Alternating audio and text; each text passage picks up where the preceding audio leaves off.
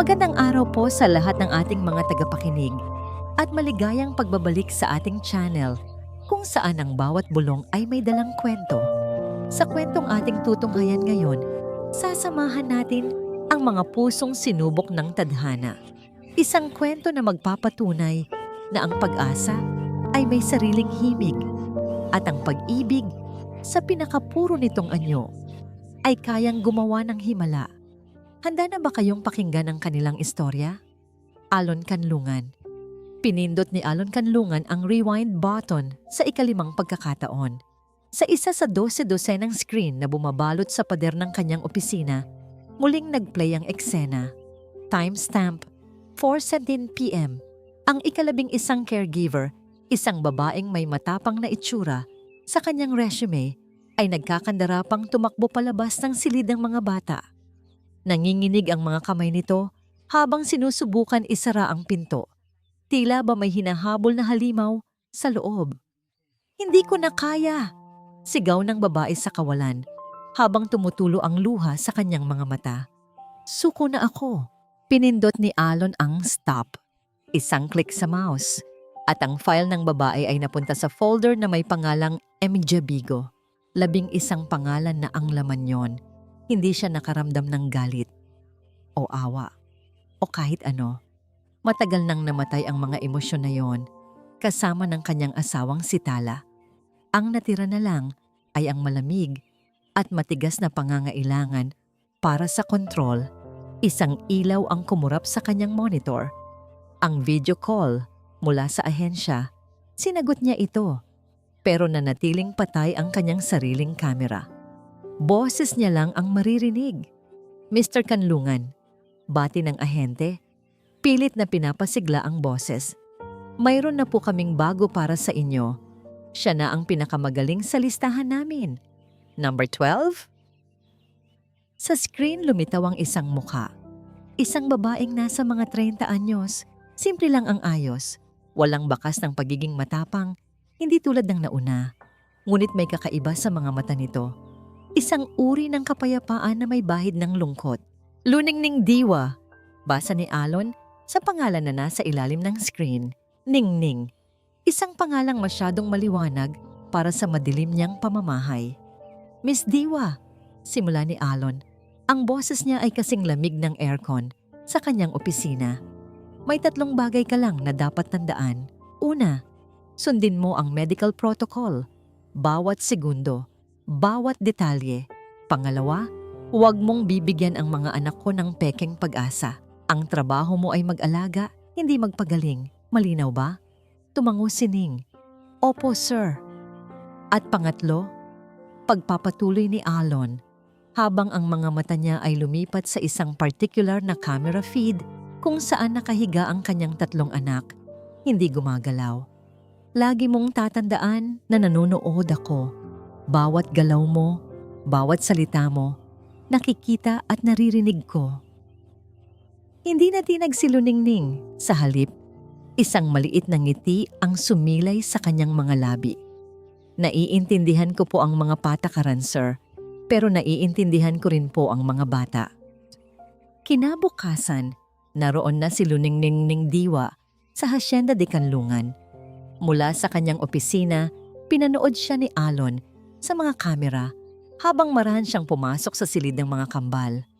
Ang silid ay perpekto, malinis, mamahalin ang mga gamit, puno ng mga kagamitang medikal na mukhang galing pa sa ibang bansa. Isa itong perpektong hawla na gawa sa ginto. Lumapit si Ning sa kama ni Hiraya. Sinag at dalisay. Hindi niya pinansin ang mga makina.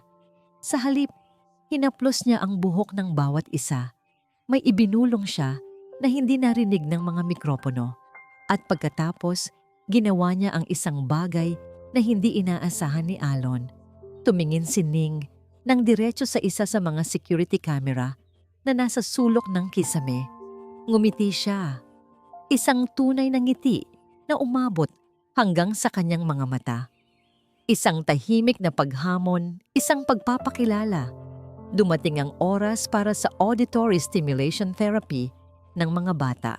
Nanonood si Alon, naghihintay na iyon ni Ning ang mamahaling sound machine na naglalabas ng mga siyentipikong tunog para sa brain development. Ngunit hindi yun ang ginawa ni Ning. Umupo siya sa isang upuan sa gitna ng 3 kama. Pumikit siya sandali.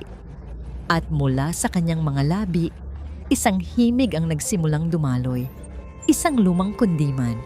Isang oyayi na hindi pamilyar sa pandinig ni Alon. Puno ito ng pag-asa, ng pananabik, ng isang uri ng pagmamahal na matagal nang kinalimutan ni Alon. Humigpit ang pagkuyom ng kamao ni Alon. Nanlilisik ang kanyang mga mata sa screen. Sino ang babaeng ito para suwayin siya? Sa unang araw pa lamang, luningning-ning diwa. May lungkot na nakakapit sa mga pader ng Hacienda de Canlungan. Ito ang unang napansin ni Ning pagpasok niya. Hindi ito dumi o alikabok. Malinis ang mansyon, kumikinang sa yaman, ngunit may bigat sa hangin. Isang kalungkutan na tila humihinga at naninirahan sa bawat sulok. Ramdam niya ito sa katahimikan ng mga pasilyo, sa lamig ng marmol na sahig, at higit sa lahat, sa 3 maliliit na anghel na nakahiga sa kanilang mga kama. Si Hiraya, Sinag, at Dalisay. Mga pangalang sinasalamin ng pangarap, liwanag, at kadalisayan. Ngunit ang kanilang mga mata ay blangko, ang kanilang mga katawan ay tila mga bilanggo. Para kay Ning, hindi sila mga pasyente. Sila ay mga batang naghihintay na may kumausap sa kanilang mga kaluluwa. Alam niyang nanonood si Alon Canlungan. Ramdam niya ang mga matang bakal ng mga kamera sa bawat galaw niya. Ngunit hindi iyon mahalaga. Hindi siya naroon para sa ama na nagtatago sa likod ng mga screen. Naroon siya para sa mga anak nito. Kaya't sa halip na sundin ang istriktong schedule na nakalimbag sa isang makapal na folder, sinunod niya ang tibok ng kanyang puso. Nagsimula siya sa pag-aayos. Mula sa kanyang bag, inilabas niya ang maliliit at makukulay na mga laso at isinabit sa bintana para may masilayan silang sumasayaw sa hangin. Naglagay siya ng isang maliit na music box na tumutugtog ng isang pamilyar na himig sa tabi ng kama ni Dalisay.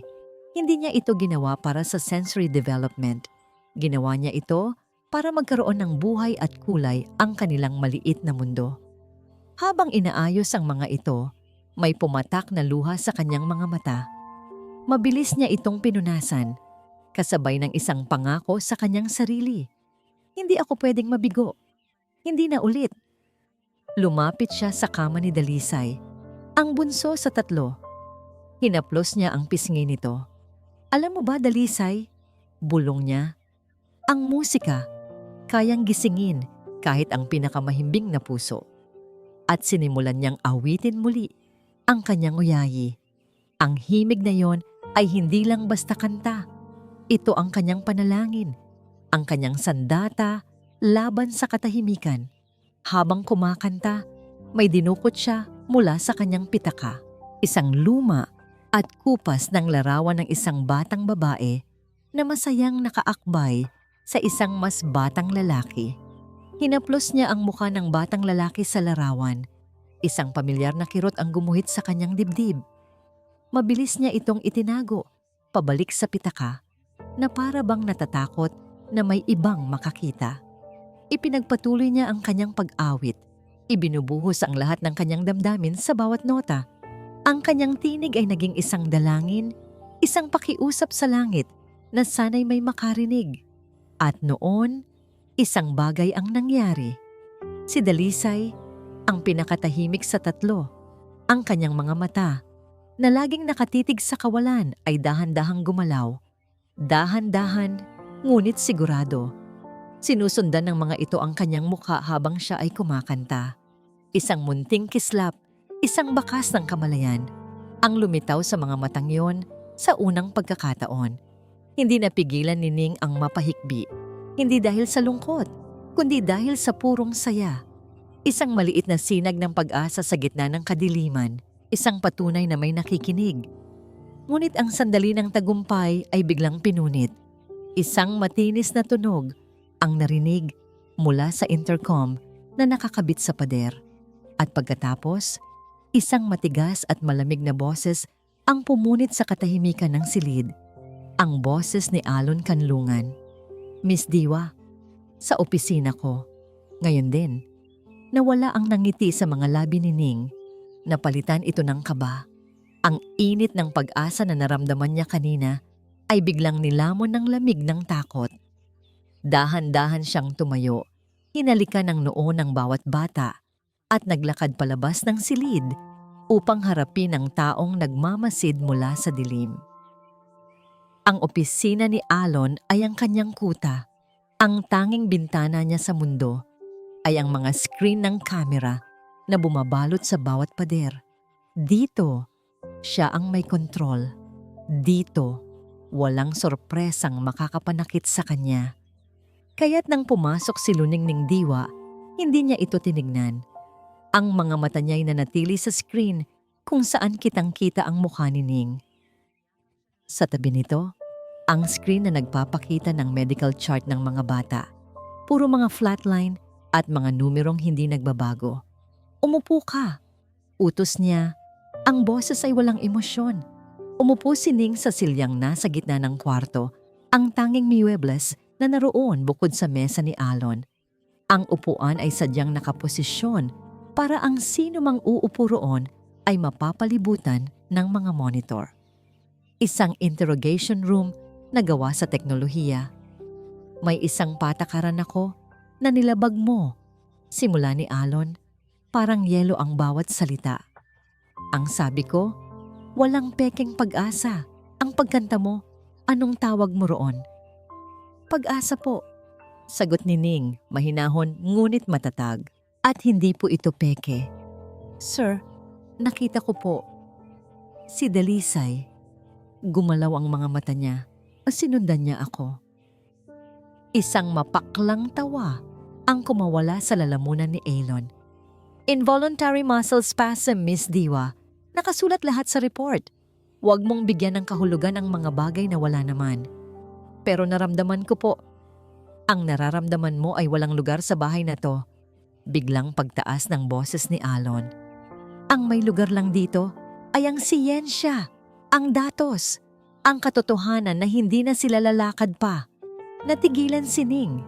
Sa isang iglap, nasilayan niya ang lalim ng sakit sa likod ng galit ng lalaki. Bago pa man siya makasagot, isang katok sa pinto ang pumutol sa kanilang pag-uusap. Bumukas ito at pumasok ang isang babaeng nasa mga 50 anyos. May awtoridad sa kanyang tindig at talino sa kanyang mga mata. Suot niya ay isang puting coat. Remedios, sabi ni Alon, bahagyang lumambot ang tono. Alon, bati ni Dr. Remedios Salazar. Lumipat ang tingin niya kay Ning, isang tingin na mapanuri. At ikaw siguro ang bagong caregiver. Si Dr. Salazar ay hindi lang basta doktor ng mga bata. Siya ang pinakamatalik na kaibigan ng yumaong si Tala. Siya ang sumumpa sa tabi ng kabaong nito na hindi niya pababayaan si Alon at ang mga bata. Ipinapakita ko lang sa kanya ang mga patakaran, sabi ni Alon. Mabuti naman, sabi ng doktora habang inilalapag sa mesa ang isang folder. Binuklat niya ito at iniharap kay Alon. Dahil mukhang kailangan niyang makita ito. Mga brain scan, mga chart, mga linya ng datos na walang buhay. Ito ang utak ng mga anak mo, Alon. Paliwanag ni Dr. Salazar sa paraang kalmado ngunit may diin. Ang mga neural pathway para sa paglalakad, nasira na. Walang himig, walang dasal, walang kahit anong himala ang makakapagdugtong niyan. Ang ginagawa mo, Miss Diwa, sabi niya, ngayon ay nakatingin na ng diretso kay Ning, ay kalupitan. Binibigyan mo sila ng pag-asang kailanman ay hindi darating at sa huli, mas lalo lang silang masasaktan. Habang nagsasalita si Remedios, nag-flashback sa isip ni Alon ang isang pangako. Gabi ng burol ni Tala. Umiiyak siya sa isang sulok nang lapitan siya ni Remedios. Hindi ko kayo pababayaan, Alon, sabi nito. Poprotektahan ko kayo sa anumang sakit. Ang pinapayagan mo, Alon, sabi ng doktora. Ang mga salita ay tila isang sampal sa katotohanan, ay isang estranghero na bentahan ng kasinungalingan ang mga anak mo. Tapos na ang usapan. Bumalik ang lamig sa mga mata ni Alon. Tumingin siya kay Ning. Umalis ka na, sabi niya. Simula bukas, bumalik ka sa protocol. Walang pero-pero. Tumayo si Ning. Ang kanyang mga balikat ay tila mas bumigat. Walang salitang lumabas sa kanyang bibig. Tumango na lang siya at tahimik na lumabas ng opisina. Naiwan si Alon kasama si Dr. Salazar na tinapik ang kanyang balikat. Ginawa mo ang tama.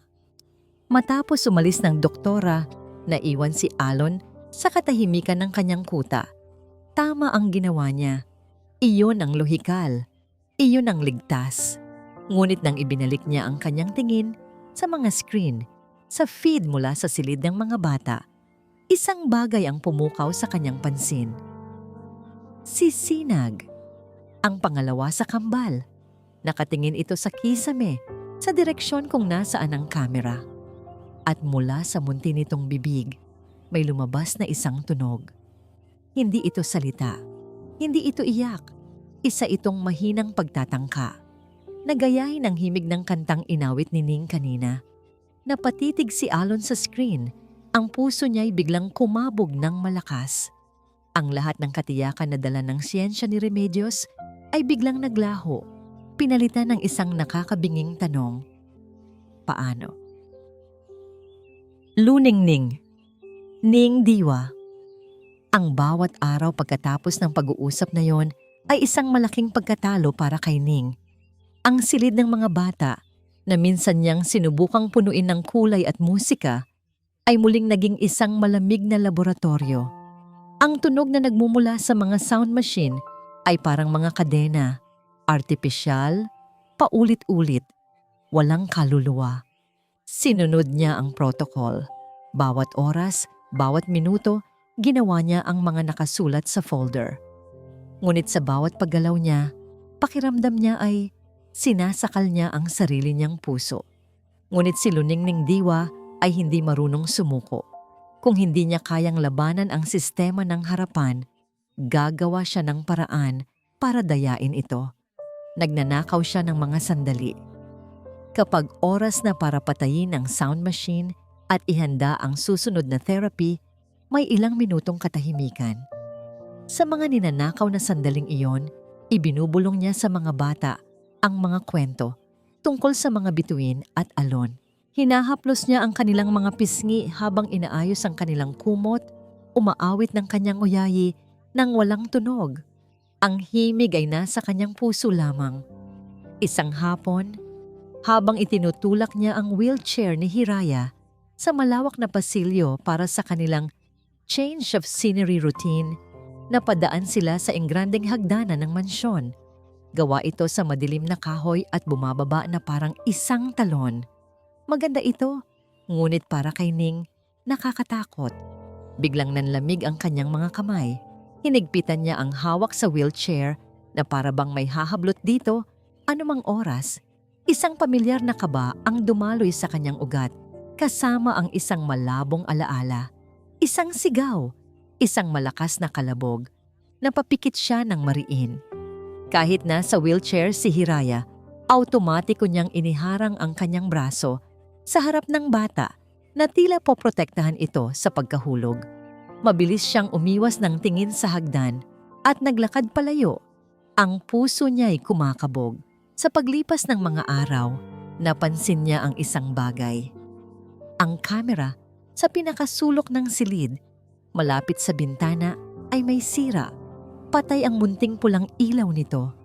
Isa itong blind spot, isang maliit na espasyo ng kalayaan. Iyon ang naging kanilang munting paraiso. Sa tuwing may pagkakataon, dinadala niya ang isa sa mga bata sa sulok na yon. Doon, malayo sa mga matang mapanuri, binabasahan niya sila ng libro gamit ang tunay na emosyon. Itinatapat niya ang kanilang maliliit na kamay sa salamin ng bintana para maramdaman ang init ng araw. Doon, ligtas sila. Doon, totoo sila. Isang gabi, Habang pinapatulog niya si Dalisay sa blind spot na yon, kinanta niya muli ang kanyang oyayi sa pinakamahinang boses na kaya niya. Habang kumakanta, hindi niya namalayan na may pumatak na namang luha mula sa kanyang mga mata. Isang luha para sa 3 batang ito at isang luha para sa isa pang batang matagal na niyang hindi nayayakap. "Magiging malakas kayo," bulong niya sa natutulog na bata. "Pangako, hindi ko kayo pababayaan." Lingid sa kaalaman niya, sa kabilang dulo ng mansyon, sa loob ng madilim na opisina, hindi lahat ng screen ni Alon Kanlungan ay nakatutok sa mga pangunahing anggulo. Mayroon siyang isang backup feed, isang mas lumang kamera na nakatago sa itaas ng aparador, na nakalimutan na ng lahat maliban sa kanya. At sa screen na yon, kitang-kita ang lahat. Kitang-kita niya ang pagnanakaw ng sandali ni Ning. Kitang-kita niya ang mga kwento, ang mga haplos, ang mga kantang walang tunog. At kitang-kita niya ang biglaang pagkatakot sa mukha ni Ning nang mapadaan ito sa hagdanan. Nakita niya ang panginginig ng mga kamay nito, ang paraan ng pagprotekta nito kay Hiraya na tila may nakita itong multo. Hindi galit ang naramdaman ni Alon, kundi pagtataka. Ano ang tinatago ng babaeng ito? Ano ang lihim sa likod ng kanyang mga mata? At bakit, sa kabila ng lahat ng sakit na nakikita niya, may isang bahagi sa kanya na gustong maniwala sa himig na dala nito? Ang galit ni Alon ay dahan-dahang nagiging isang tanong.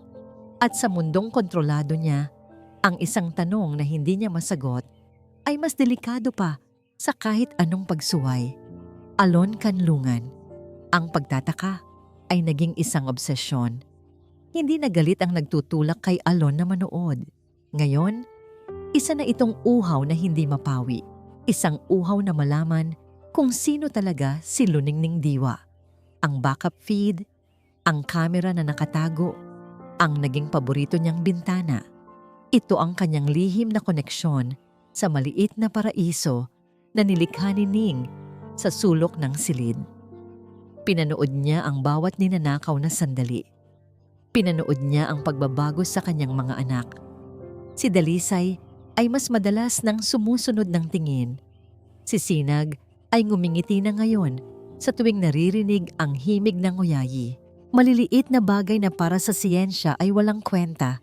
Ngunit para sa isang amang, matagal nang nawalan ng pag-asa. Ang mga ito ay parang mga bituin sa madilim na gabi. Isang hapon, habang abala siya sa pag-aaral ng mga financial report, napukaw ang kanyang atensyon ng isang tunog mula sa speaker. Tawa. Mahinang tawa ni Ning.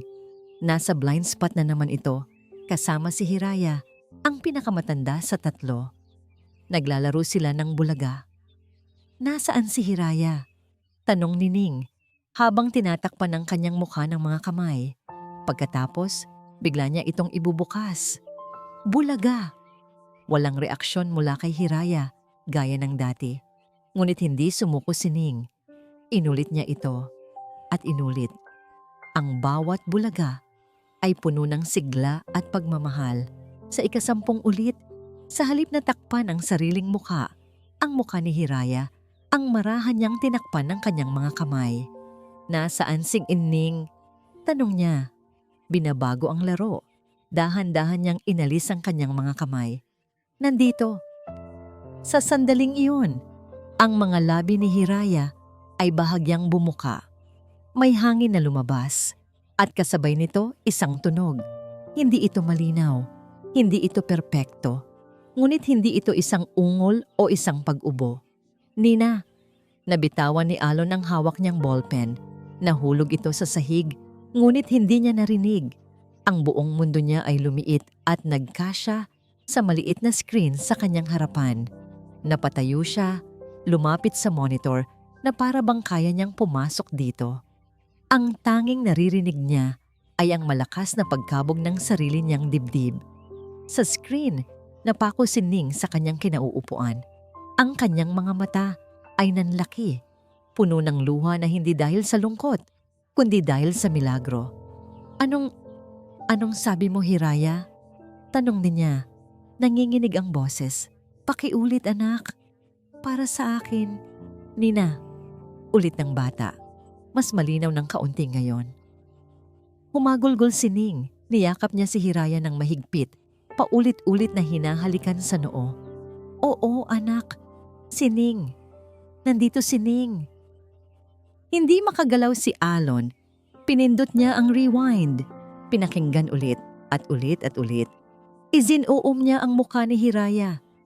In-isolate niya ang audio. Walang duda, hindi ito guni-guni. Isang salita, ang unang salita. Napatingin siya sa isang litrato sa kanyang mesa. Ang nag-iisang litrato roon, ang nakangiting mukha ng kanyang asawang si Tala. Kinuha niya ito. Nanginginig ang mga kamay. Nakikita mo ba to, Tala? Bulong niya sa kawalan.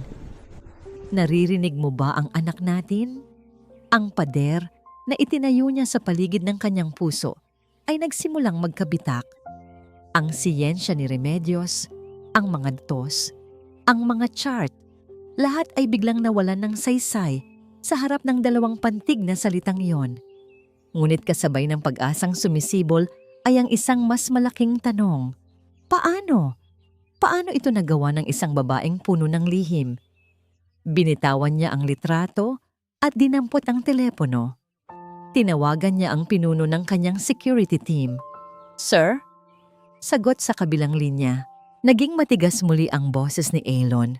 Ngunit ngayon, hindi na ito dahil sa galit, kundi dahil sa matinding pangangailangan na malaman ang katotohanan. Imbestigahan mo lahat tungkol kay Luningning Diwa, utos niya. Gusto kong malaman kahit ang mga bagay na matagal nang isinara at tinago. Luningning, Ning Diwa. Isang linggo na ang nakalipas mula nang unang magsalita si Hiraya. Mula noon, isang kakaibang katahimikan ang bumalot sa linya sa pagitan ni Ning at ni Alon Kanlungan. Hindi na siya muling ipinatawag sa opisina. Hindi na siya sinita. Ang mga kamera ay naroon pa rin. Ngunit ang pakiramdam ng pagbabantay ay napalitan ng isang bagay na hindi matukoy ni Ning. Isang matinding pag-aalangan na para bang ang taong nasa likod ng mga lente ay naghihintay. Dahil sa pagbabagong ito, lumakas ang loob ni Ning.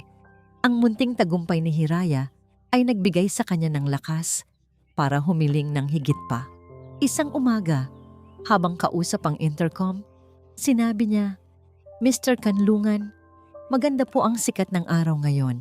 Maaari ko po bang dalhin ang mga bata sa hardin sa loob ng bahay? Ang solarium, makakatulong po sa kanila ang natural na liwanag. Ilang segundong katahimikan, inaasahan ni Ning ang isang matigas na hindi. Ngunit ang sagot ay, gawin mo ang nararapat. Puno ng tuwa, inihanda ni Ning ang mga bata. Habang inaayos niya ang kumot sa wheelchair ni Sinag, biglang tumunog ang kanyang personal na telepono. Isang numero na matagal na niyang hindi nakikita. Ang kanyang tita. Nag-aalangan man ay sinagot niya ito. Hello, tita. Ning Iha, sabi ng boses sa kabilang linya, may halong pag-aalala. Tumawag lang ako para kumustahin ka. Alam mo na, anibersaryo bukas. Biglang nanigas si Ning. Ang saya na naramdaman niya kanina ay biglang naglaho na parang bula. Okay lang po ako, tita. Sigurado ka? Ang sakin lang naman. Sana'y matuto ka ng patawarin ang sarili mo. Aksidente ang nangyari. Walang may kasalanan. Matagal na po yon, tita. Pilit na sabi ni Ning. Ang bawat salita ay mabigat. Kailangan ko na pong ibaba to. Oras na para sa therapy ng mga bata. Hindi na niya hinintay ang sagot. Mabilis niyang pinatay ang tawag at isinuksok ang telepono sa kanyang bulsa. Nanginginig ang mga kamay. Ngunit huli na ang lahat. Ang tawag na yon ay isang susi na nagbukas ng isang pinto sa kanyang isipan. Isang pinto na pilit niyang isinara sa loob ng maraming taon. Bigla, wala na siya sa hasyenda. Nasa isang luma siyang bahay. Naririnig niya ang matinis na sigaw ng isang bata. Ang nakakabinging kalabog ng isang bagay na bumagsak sa kahoy na sahig. Ang tunog ng isang pulang bolang gumang tumatalbog pababa sa hagdan. At pagkatapos, ang mabigat na katahimikan. Ang katahimikang mas maingay pa sa kahit anong sigaw. Napahawak si Ning sa pader para suportahan ang sarili. Humihingal na, para bang katatapos lang tumakbo ng milya-milya. Napatingin siya kina Hiraya, Sinag at Dalisay. 3 maliliit na buhay na ipinagkatiwala sa kanya. Aksidente ang nangyari, sabi ng kanyang tita. Ngunit sa puso ni Ning, ang salitang bumabagabag sa kanya ay iba. Kapabayaan. Lumapit siya sa mga bata. Ang mga matay puno ng panibagong determinasyon na nababalutan ng luma at malalim na sakit. Hinaplos niya ang kanilang mga ulo. Hinding-hindi ko kayo pababayaan. Bulong niya, hindi lang para sa kanila, kundi para na rin sa multo ng batang lalaki sa kanyang alaala. Poprotektahan ko kayo. Pangako. Sa mamantala, sakutan ni Alon Kanlungan, bumukas ang pinto ng kanyang opisina. Pumasok ang pinuno ng kanyang security team, isang lalaking walang emosyon ang mukha. May dala itong isang manipis na brown envelope. Inilapag nito ang envelope sa mesa ni Alon. "Sir," sabi ng lalaki sa formal na tono. "Ayon sa utos ninyo, inabot ng ilang araw pero nakuha namin ang court order para buksan ito." Tinitigan ni Alon ang envelope. Sa wakas, ang kasagutan. Ito po ang Juvenile Incident Report na binuksan mula sa pagkasil, pagpapatuloy ng security head. Tungkol po ito sa isang aksidente at sa pagkamatay ng nakababata niyang kapatid. Alon Kanlungan. Nang umalis na ang security head, ang tanging tunog na naiwan sa opisina ay ang mahinang ugong ng mga computer. Ngunit para kay Alon, ang katahimikan ay nakakabingi. Nakatitig siya sa brown envelope na nasa ibabaw ng kanyang mesa. Sa loob nito ay ang kasagutan, ang susi sa pagkatao ni Luningning Diwa. Pero sa isang iglap, natakot siyang buksan ito. Natakot siya na baka ang katotohanang matutuklasan niya ay siyang papatay sa munting pag-asang nagsisimula ng tumubo sa kanyang puso. Sa huli, nanaig ang pangangailangan niyang malaman. Dahan-dahan, binuksan niya ang envelope. Ang laman ay iilang pirasong papel lang, ngunit ang bigat ng mga salitang nakasulat ay parang 1 tonelada. Pangalan, Luningning Diwa, pangalan ng biktima. Angelito, bunso diwa sanhi ng insidente. Pagkahulog mula sa hagdanan. Resulta, aksidenteng pagkamatay. Konklusyon ng investigasyon, walang criminal intent. Kapabayaan ng nakatatandang kapatid na siyang nag-iisang tagapag-alaga sa oras ng pangyayari. Paulit-ulit na binasa ni Alon ang mga salita. Pagkahulog mula sa hagdanan, kapabayaan, pagkamatay. Biglang nagkaroon ng saysay ang lahat. Ang takot ni Ning sa hagdan, ang kupas na litrato sa kanyang pitaka, ang lungkot sa likod ng kanyang mga ngiti. Tumingin siya sa mga screen. Sa isa, nakikita niya si Ning na masayang kinakausap si Dalisay. Sa isa pa, ang live feed ng hagdanan ng mansyon, tahimik at walang tao. Ang dalawang imahe ay nagsalpukan sa kanyang isipan. Ang babaeng nagdala ng unang salita sa kanyang anak at ang babaeng naging dahilan ng huling hininga ng kanyang kapatid. Isang nag-aapoy na galit ang unang sumilakbo sa kanyang dibdib. Paano niya nagawa? Paano niya nagawang dalhin ang multo ng kanyang trahedya sa loob ng pamamahay niya, sa mga anak niya? Ngunit ang galit ay mabilis na napalitan ng isang bagay na mas komplikado. Isang bagay na hindi niya inaasahan. Nakita niya ang sarili niya kay Ning. Isang taong winasak ng isang trahedya. Isang taong ginawang bilanggo ng nakaraan. Isang taong pilit na kumokontrol sa lahat para hindi na maulit ang sakit. Isang sirang tao na nag-aalaga sa mga sirang anak niya. Tama ba ito? O mas lalo lang itong delikado? Dinampot niya ang telepono, ang mga daliri automatikong nag-dial sa numero ni Doktora Salazar. Siya ang makakaalam. Sasabihin niya ang lohikal na gawin. Paalisin si Ning. Itapon ng panganib. Nagring ang telepono. Ngunit bago pa man may sumagot sa kabilang linya, ibinaba niya ito. Hindi si Remedios ang gagawa ng desisyong ito. Hindi ang siyensya, kundi siya. Bilang ama. Tumingin si Alon sa screen kung saan naglalaro si Ning at ang mga bata. Pagkatapos, tumingin siya sa litrato ni Tala sa kanyang mesa. Ano kaya ang sasabihin ni Tala kung narito siya? Dahan-dahan, tumayo si Alon. Isa-isa niyang pinatay ang mga screen, ang bintana niya sa mundo, ang pader na nagtatago sa kanya, nabalot ng dilim at katahimikan ng opisina. Sa unang pagkakataon sa loob ng maraming taon, naglakad siya palabas ng kanyang kuta. Hindi na siya manonood mula sa malayo. Haharapin niya si Luningning Diwa. Luningning Diwa. Nasa sahig si Ning, katabi ang wheelchair ni Dalisay at masayang nagpapakita ng isang picture book. Ang bawat pahina ay ipinapaliwanag niya ng may sigla na para bang naiintindihan siya ng lubusan ng bata. Para kay Ning, ito ang kanyang normal. Ito ang kanyang santuwaryo.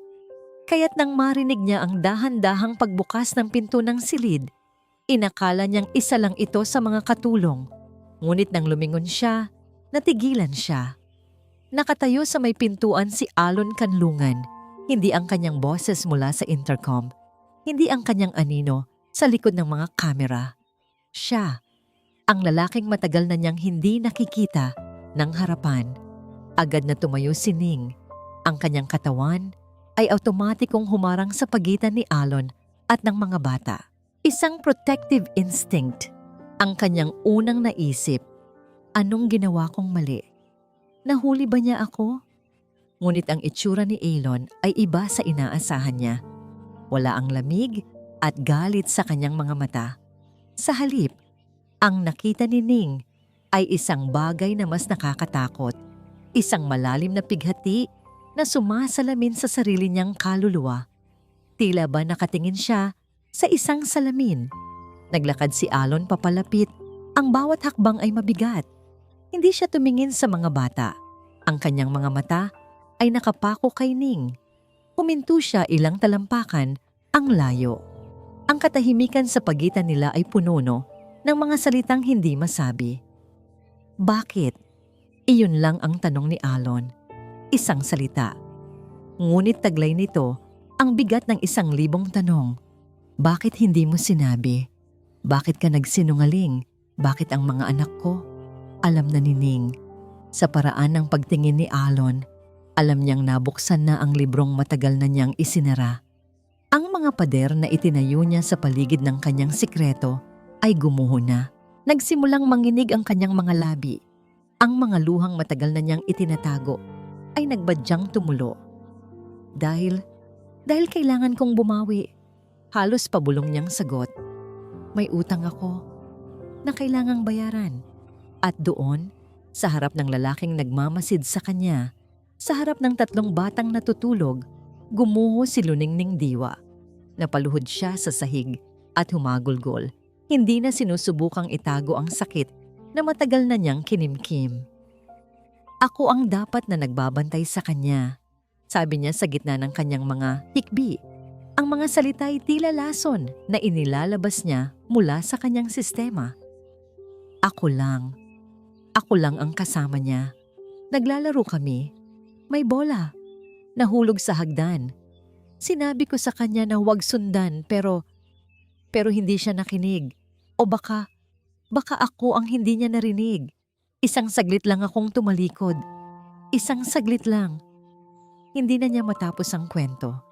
Ang mga salita ay nalunod sa kanyang sariling mga luha. Ang alaala ng katahimikan pagkatapos ng kalabog ay bumalik. At muli siyang naging batang babae na nakatayo sa tuktok ng hagdan, hindi makagalaw, habang ang mundo niya ay nawawasak. Si Alon ay nanatiling nakatayo, hindi gumagalaw. Walang salitang lumabas sa kanyang bibig. Nakikinig lang siya, hinahayaang dumaloy ang lason. Sa unang pagkakataon, hindi niya nakikita si Miss Diwa ang caregiver. Ang nakikita niya ay si Ning, Isang kaluluwang sugatan na sinusubukang paghilumin ang sarili sa pamamagitan ng paghilom sa iba. Ngunit ang marupok na sandali ng pag-unawa ay biglang nawasak. Isang matatag na boses ang bumasag sa katahimikan mula sa pintuan. "Alon?" Sabay silang napalingon. Nakatayo roon si Dr. Remedios Salazar. Ang kanyang muka ay isang maskara ng pagkabigla na mabilis na napalitan ng isang malamig at mapagpasyang ekspresyon. Nakita niya ang lahat. Si Ning na umiiyak sa sahig. Si Alon na nakatayo malapit dito. Ang eksenang puno ng emosyon. "Ano ang nangyayari dito?" Tanong ni Dr. Salazar. Ngunit ang tono niya ay hindi nagtatanong. Ito ay isang akusasyon. Naglakad siya papasok. Ang mga matay nagnininga sa galit habang nakatingin kay Ning. Pagkatapos ay bumaling siya kay Alon. "Alon, alam ko na ang lahat," sabi niya sa isang boses na puno ng awtoridad. "At nandito ako para paalisin ang babaeng yan." Alon kanlungan. Kasabay ng pagdating ni Dr. Salazar ang pagdating ng bagyo. Humahagupit ang hangin sa labas. Hinahampas ang mga bintanang salamin ng mansyon na para bang gusto nitong pumasok at wasakin ang lahat. Ang bawat dagundong ng kulog ay tila sumasabay sa mabibigat na salitang ibinabato sa loob ng silid. "Hindi lang ito tungkol sa nakaraan niya, Alon," maring sabi ni Dr. Salazar habang inilalabas mula sa kanyang bag ang isang dokumento. Ito ay pandaraya. Inilapag niya sa harap ni Alon ang application form ni Ning. May bilog na pula sa isang bahagi nito. Ang tanong, mayroon ka bang anumang criminal record o insidenteng kinasangkutan ng kapabayaan? Ang sagot na nakasulat, wala. Nagsinungaling siya, sabi ng doktora. Ang bawat salita ay tila isang hatol. Isang taong may ganitong klase ng nakaraan. Isang taong nagsinungaling para makapasok dito. Paano mo siya pagkakatiwalaan sa tatlong pinakamahalagang buhay sa'yo? Napatingin si Alon kay Ning. Nakatayo na ito ngayon, punas na ang mga luha, ngunit ang kanyang mga mata ay nagliliyab sa determinasyon. "Hindi po ako nagsinungaling para manloko," sabi ni Ning. Ang boses ay nanginginig ngunit buo. "Ginawa ko po yon dahil alam kong walang magtitiwala sa akin kung sasabihin ko ang totoo. Pero mahal ko po ang mga anak ninyo. Nakita ko po ang pagbabago sa kanila." "Pagbabago?" Tumawa si Dr. Salazar ng mapakla. "Isang salita? Isang paggalaw ng mata? Huwag kang maging sentimental, Alon. Panganib ang dala ng babaeng yan. Inilalagay mo sa panganib ang mga bata dahil sa isang pekeng himala." Ang mga boses nila ay parang dalawang magkasalungat na puwersa na humihila kay Alon. Sa isang banda, si Remedios, ang siyensya, ang lohika, ang pangako niya kay Tala na poprotektahan ang kanilang pamilya mula sa sakit. Sa kabilang banda, si Ning, ang pananampalataya, ang puso, ang katibayan ng isang salitang binitiwan ng kanyang anak. Tumingin siya sa labas. Isang kidlat ang gumuhit sa kalangitan. Pansamantalang nagliliwanag sa mga mukha ng dalawang babae. Sa mukha ni Remedios, nakita niya ang matigas na pag-aalala. Sa mukha ni Ning, nakita niya ang basag ngunit matatag na pag-asa. Pagkatapos, tumingin siya sa kanyang mga anak. Ang tatlong bata na kanina'y tahimik ay nagpapakita na ng takot. Si Hiraya ay bahagyang umuungol, apektado ng sigawan at ng lakas ng bagyo. At sa sandaling iyon, naging malinaw ang lahat para kay Alon. Hindi na ito tungkol sa kanya o sa pangako niya kay Tala o sa siyensya. Ito ay tungkol sa mga anak niya. Sino ang mas kailangan nila ngayon? "Alon, mamili ka," huling sabi ni Dr. Salazar. Ang kanyang boses ay isang ultimatum. Ang katotohanan na napatunayan na o ang kasinungalingan na gusto mo lang paniwalaan. Ako o siya. Huminga ng malalim si Alon. Naglakad siya at huminto sa pagitan ng dalawang babae. Tumingin siya ng diretso sa mga mata ni Remedios, ang kaibigang matagal niyang pinagkatiwalaan. Tapos na ang usapan, sabi niya sa isang boses na kalmado ngunit pinal. Pagkatapos, dahan-dahan siyang lumingon kay Dr. Salazar. Maaari ka nang umalis, sabi niya. Mananatili siya. Isang nakakabinging dagundong ng kulog ang yumanig sa buong mansyon na para bang sinasagot ang kanyang desisyon. At sa mismong sandaling iyon, namatay ang lahat ng ilaw. Nilamon sila ng biglaang dilim. Kasabay ng kadiliman, dalawang tunog ang sabay na pumunit sa katahimikan. Isang malakas na kalabog at isang matinis na sigaw ng bata na puno ng takot.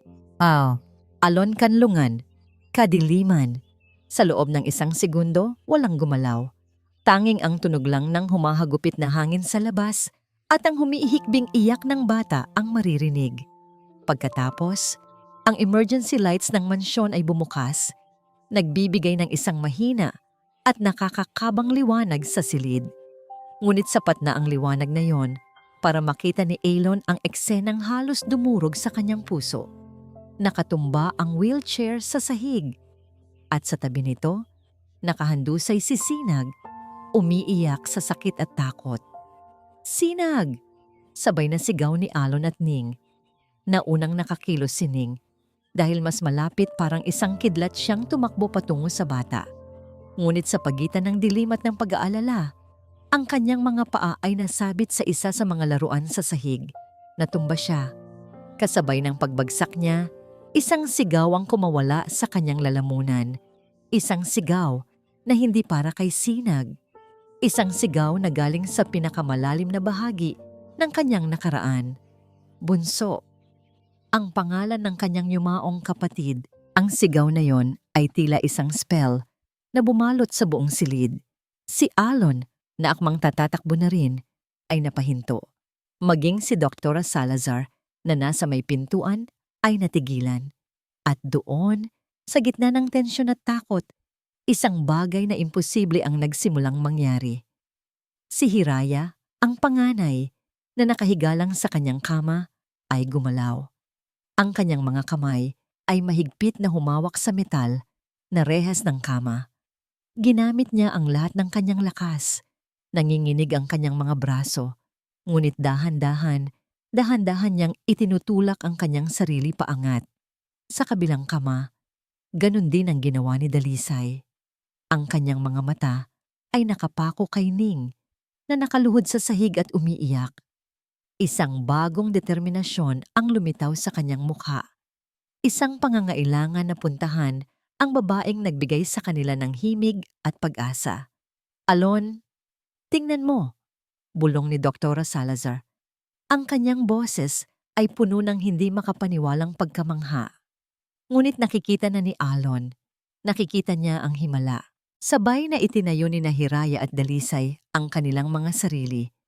Ang kanilang mga binti na sinabi ng siyensya na hindi na kailanman gagana ay nanginginig, mahina, payat, ngunit nakatayo. Sa unang pagkakataon sa kanilang buhay, nakatayo sila sa sarili nilang mga paa. At pagkatapos, humakbang sila. Isang hakbang. Pagkatapos isa pa, mabagal, urong-sulong. Ngunit ang bawat hakbang ay isang dagundong na mas malakas pa sa kulog sa labas. Ang bawat hakbang ay isang sampal sa lahat ng datos at chart. Ang kanilang patutunguhan, si Ning na nakatingin sa kanila ngayon, ang kanyang mukha ay basang-basa ng luha, isang halo ng gulat, takot, at labis na pagmamahal.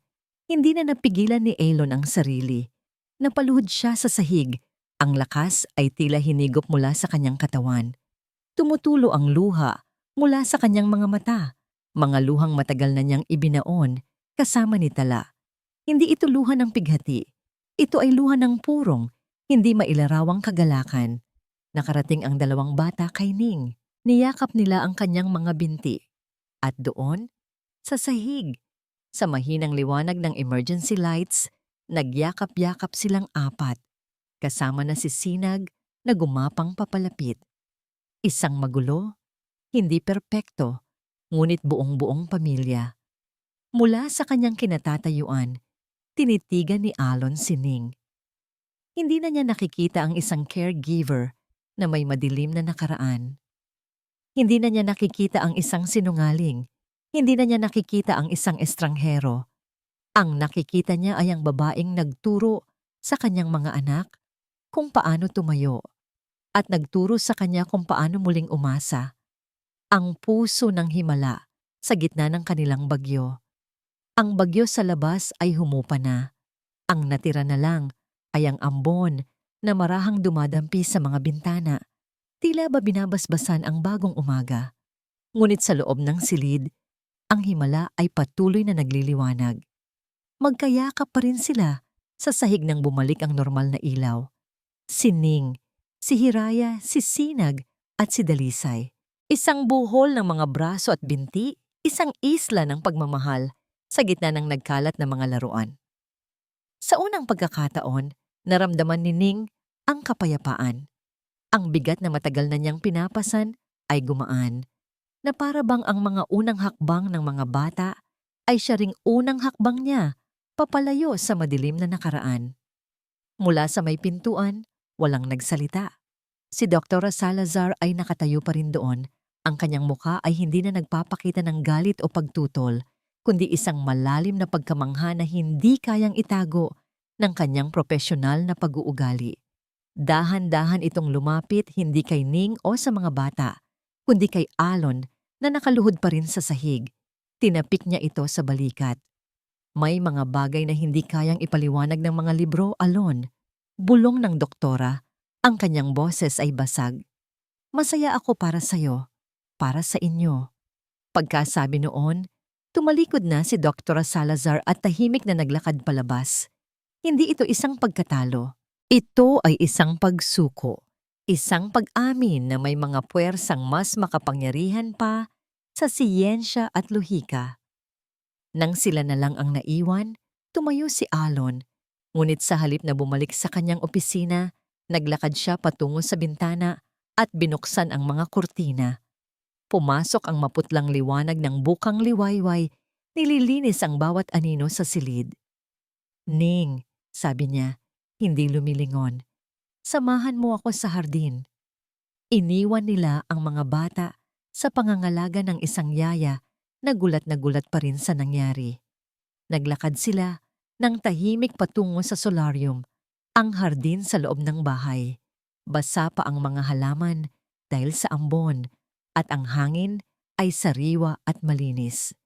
Patawad, basag ni Alon sa katahimikan. Napatingin sa kanya si Ning. Patawad dahil ginawa kong kulungan ang lugar na to. Pagpapatuloy niya. Patawad dahil nagtago ako sa likod ng mga kamera. Ang totoo, hindi ang mga anak ko ang pinoprotektahan ko. Sarili ko. Pinoprotektahan ko ang sarili ko mula sa pag-asang baka masaktan lang ulit ako. Tumingin si Alon ng diretso sa mga mata ni Ning. Ikaw ang nagturo sa kanila kung paano tumayo. Pero tinuruan mo rin akong bitawan ang takot ko. Isang ngiti ang sumilay sa mga labi ni Ning. Hindi po ako. Ang pagmamahal ninyo sa kanila at ang pagmamahal nila sa inyo. Iyon po ang gumawa ng himala. Pagmamahal na muntik ko nang hindi makita, sabi ni Alon. Tumunog ang telepono ni Ning. Ang tita niya ulit. Sa pagkakataong ito, hindi siya nag-atubili. Hello, tita, sabi niya. Ang kanyang boses ay kalmado na. Tumawag lang po ako para sabihing, okay na po ako. Okay na po talaga kami ni Bunso. Isang ngiti ng pag-unawa ang lumitaw sa mukha ni Alon. Hinintay niyang matapos ang tawag. Hindi ka bayaran ang ginawa mo, Ning, sabi niya nang ibaba ni Ning ang telepono. Ito ay pagpapatuloy. Ipinagpatuloy mo lang ang pagmamahal na hindi mo na naibigay sa kanya. Sa mga salitang yon, ang huling piraso ng bigat sa puso ni Ning ay tuluyan nang nawala. Inabot ni Alon ang kamay ni Ning. Ang kanyang palad ay mainit at magaspang, isang kaibahan sa lamig ng mansyon. 12 anghel ang dumaan sa pamamahay na to, sabi ni Alon.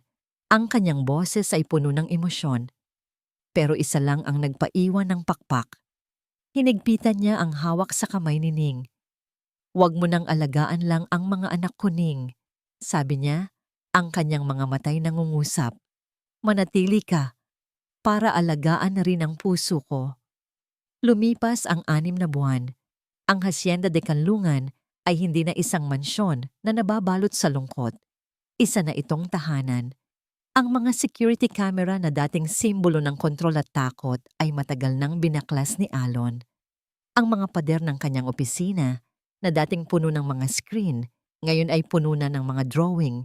Mga drawing na gawa ng 3 maliliit na kamay, mga bilog na araw, mga bahay na tabingi, at 5 stick figure na magkakahawak kamay. Alon's tuwing umaga, hindi na ugong ng computer ang gumigising kay Alon, kundi ang tunog ng tawanan.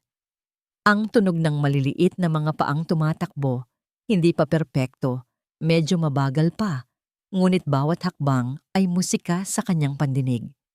Nakatayo siya ngayon sa hardin, pinapanood ang kanyang pamilya. Si Hiraya at Dalisay ay nag-uunahan sa damuhan, habang si Sinag ay masayang nagpapahabol kay Ning. Ang kanilang mga tawa ay humahalo sa simoy ng hangin mula sa dagat. Lumapit si Ning sa kanya, iniwan saglit ang mga bata. "Ang lalim ng iniisip mo," sabi nito, kasabay ng isang matamis na ngiti. "Iniisip ko lang," sagot ni Alon habang inaakbayan si Ning. "Kung gaano ako naging bulag. Matagal kong hinanap ang kanlungan sa mga pader na bato at teknolohiya. Hindi ko alam na ang tunay na kanlungan pala ay isang yakap." Ning habang nakasandal ang ulo niya sa balikat ni Alon, tinitigan ni Ning ang mga bata. Ang mga mukha nila'y puno ng buhay at saya. Malayo na sa mga blangkong tingin na una niyang nakita. "Mama Ning, tingnan mo po!" sigaw ni Hiraya habang iwinawagayway ang isang bulaklak na pinitas niya. Ang salitang mama ay hindi na bago sa kanyang pandinig, ngunit sa tuwing naririnig niya ito, isang mainit na kuryente pa rin ang dumadaloy sa kanyang puso. Nahanap niya ang kapatawaran, hindi sa paglimot, kundi sa pagtanggap ng bagong pagmamahal. Ang butas na iniwan ni Bunso sa kanyang puso ay hindi nawala. Ngunit napalibutan na ito ngayon ng 3 bagong sinag ng liwanag. "Ang ganda niyan, anak!" sigaw niya pabalik. Bumulong si Alon sa kanyang tainga. "Mahal kita, luningning diwa." "Mahal din kita, Alon Kanlungan," sagot niya, ipinipikit ang mga mata. "Mahal na mahal ko kayong lahat." Sa paglubog ng araw sa Marahuyo, ang liwanag nito ay nagpinta ng kulay ginto sa buong hardin. Ang 5 anino sa damuhan ay dahan-dahang humaba at nag-isa. Isang pamilyang binuo mula sa mga basag na piraso, pinagdugtong ng pananampalataya at pinatibay ng isang pag-ibig na kayang gumawa ng himala. Ang Hacienda de Canlungan ay hindi na lang pag-aari ni Alon. Ito na ang kanilang kanlungan. At dito po nagtatapos ang kwento nila, Luningning at Alon. Isang paglalakbay na nagturo sa atin na ang mga pinakamalalim na sugat ay kayang paghilumin ng pag-ibig at ang tunay na himala ay hindi ang paglakad ng mga paa, kundi ang pagbukas ng mga pusong matagal nang nakasara. Taos-puso po akong nagpapasalamat sa inyong walang sawang pagsubaybay at sa pagsama sa amin sa bawat kabanata ng kanilang buhay. Anong aral ang pinakapumatak sa inyong puso? I-comment nyo lang po sa ibaba dahil nasasabik akong mabasa ang inyong mga saloobin. Kung nagustuhan nyo ang kwentong ito, isang pindot lang po sa like button, ay share sa inyong mga kaibigan, at syempre, mag-subscribe na rin po kayo para sa marami pang kwentong aantig sa ating mga puso. Muli, ako po ang inyong lingkod, nag-iiwan ng isang paalala. Ang bawat puso ay may sariling kwento at ang bawat kwento ay may aral na naghihintay. Hanggang sa muli, paalam.